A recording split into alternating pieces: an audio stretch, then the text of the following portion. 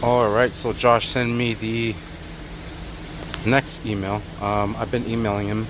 Um, so how he said that we're running out of fuel, and I noticed that we're at 99% already. He's like, I think maybe if we upgrade the fuel return, here it is. Let's keep the same. Let's until we do a fuel return. All right, so we did that conversation. And then I was like, do you think we're running out of injector? I'm looking at 2200s. And I've been talking to Performance Shop, and they suggested that we do a return because you'll lose boost pressure on the fuel because of the boost. So it was a good explanation, he said. So yeah, let's do that because the fuel injectors and the fuel pump assembly is pretty much capped out. So let's do the fuel return, and hopefully we should be good to go, he's saying. So with that there being said and done, we're gonna have to do the fuel return on the system.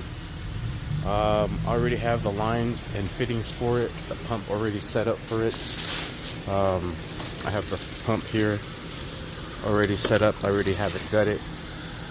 It's directly connected to it. Send and then return, and I do have it cut down at the bottom so it is able to flow regardless. So I already have this pump set up. I threw solder on the connectors there to kind of hold up for E. So we have the pump already. We have the E85 lines here already. I have my regulator here already. I have the fittings, the fuel filter. I have a one-way check valve here somewhere. Here it is.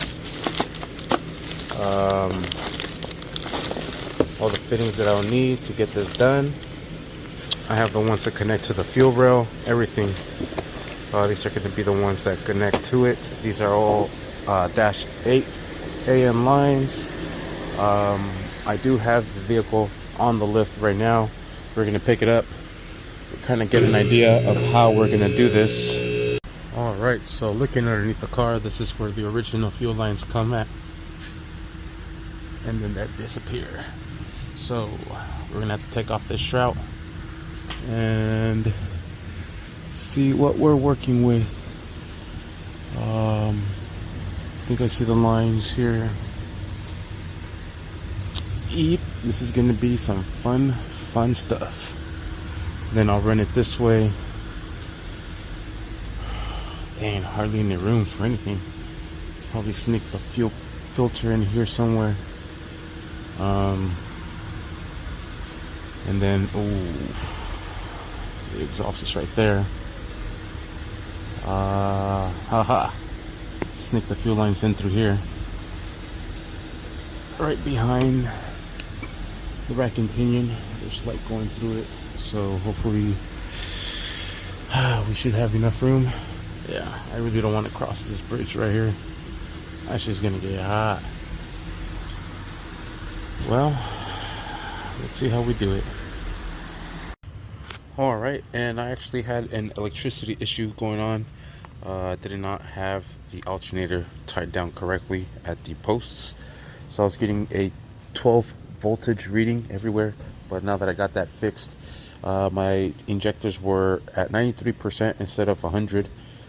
But even though that's still not enough to add more fuel to the system, so we're pretty much capped out on the injectors. So until we do this fuel return, we're basically here. We also got to do that clutch still. So clutch and fuel line should be coming up fairly soon. Just waiting on some funds here. Sweet. So thank you for watching. Please like and subscribe.